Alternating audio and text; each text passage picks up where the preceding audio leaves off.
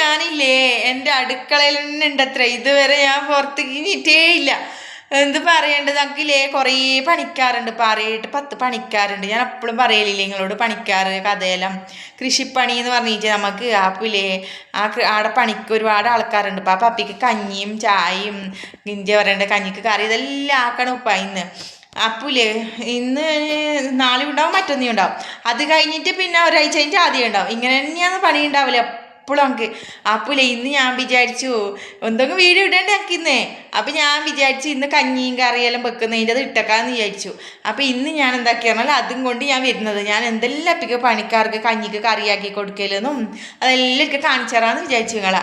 അപ്പം ഞാൻ എന്താ പറയണ്ടേ, കറി വെക്കാൻ പോകുന്നത് കേട്ടോ. നമുക്ക് മീൻ മുറിക്കണം അത്രേ, കോയക്ക മുറിക്കണം അത്രേ, എന്തെല്ലാം പണിയുണ്ട് ഇപ്പം. അപ്പം ഞാനില്ലേ അതെല്ലാം നിങ്ങളെ കാണിച്ചു തരാം കേട്ടാ. പോന്നേ. അപ്പോലേ ഞാനില്ലേ മീൻ മുറിച്ചുപ്പ, അയില ഉണ്ടായതിപ്പ. അപ്പോലേ എന്തത് പറയേണ്ടത്, ഈ ഓരോ ആൾക്കാർ അയില കൂട്ടുന്നില്ല എന്ന്. അപ്പോൾ പിന്നെ അപ്പക്ക് പിന്നെ കോയ കുറവേലില്ലൂപ്പ. അപ്പം ഞാൻ സീഡി മുള്ളനും മുറിച്ചു.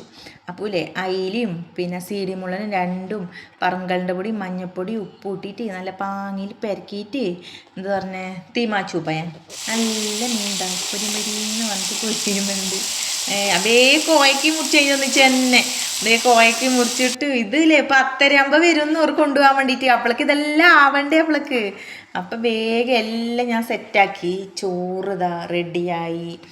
2 കലം ചോറ് വേണം, 10-12 ആളുണ്ട്. അപ്പോൾ എന്താ മീൻ പൊരിച്ചത് 2 സെറ്റ് റെഡിയായി.